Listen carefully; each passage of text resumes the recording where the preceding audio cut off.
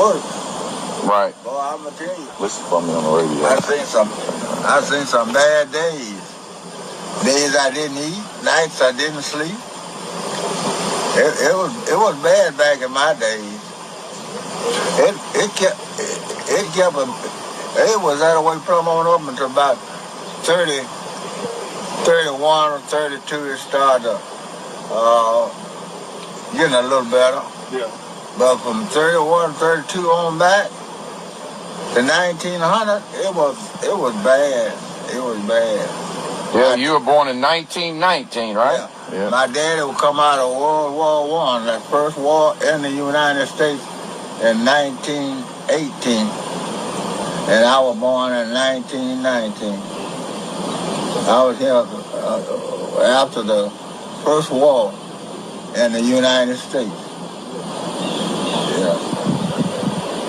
My daddy come out, married my mama, and I was born in August in 1919. Yeah. But I've seen some bad days. I've been in the field with people chopping cotton. They be trying to chop the sun out the air. Fall out dead. Man beat them up, knock them around the boss, making them do things they couldn't do. It was bad back in my days. I can say this. Black man wasn't good as a dog back then.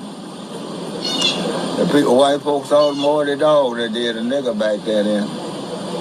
Yeah. They just soon carry you out there and hang you up, burn you up, do anything to get shit of it. If you was a sorry man and didn't work, you wouldn't be that long. No. It was rough. And payday come, you work all the week, you go to the commissary. That was a big old store you had on this farm.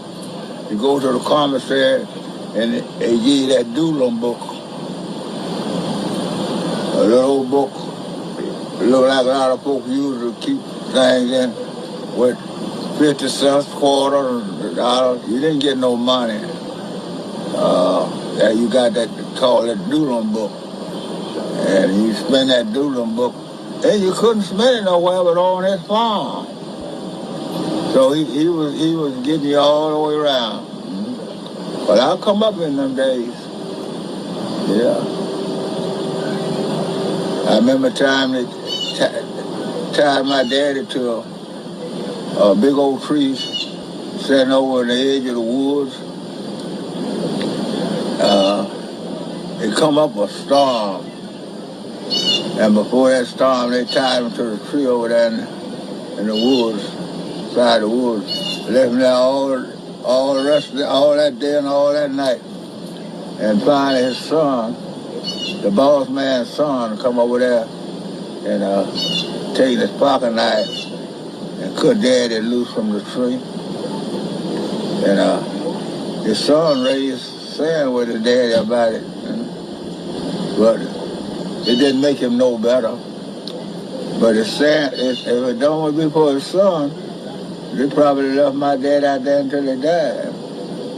But his son come over there and cut him loose from the tree with his pocket knife. Were you there? Were you there when that happened? Yeah, I was right there looking right at it.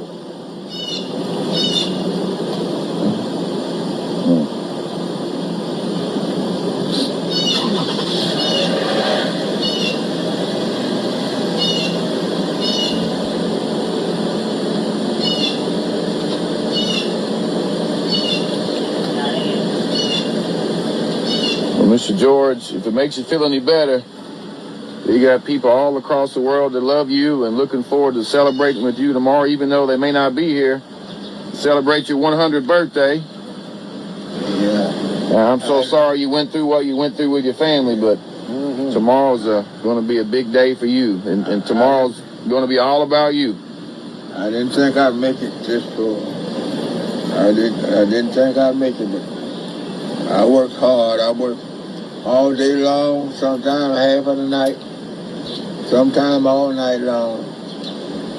Sometimes I work 24 hours a day. Yeah.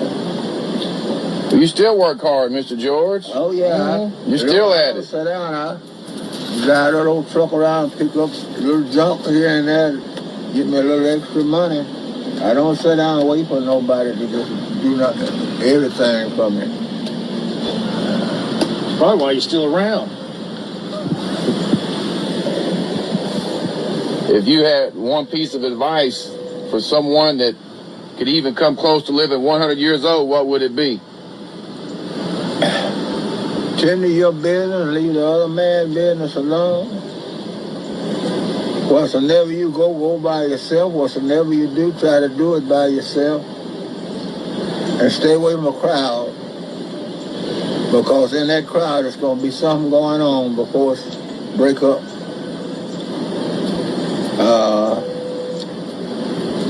You can make it then. Yeah. I agree with you, Mr. George. You under people like you want to be done unto. You know, back in my days, people wasn't like it is now. If people would get in a wagon with 2 mules to it and drive 12 or 14 miles to a sick man to help him cut his wood, would stack it on the porch and stuff like that, because it would need to be done. But here, you can be dead and they'll walk over you and never tell nobody they walked over you. We got some folks every morning. I wake up about 4 o'clock. I see 4 or 5 of them coming out of that man's house. Boy, they done laid up there and went to sleep and ain't got enough. Some of them have a quilt, some of them have a blanket. You know, they don't know it. And they just walk right in the street. You can tell a fella from the country because he won't walk on the sidewalk. He walk in the street. Yes, sir. Yes, we're dead in the street.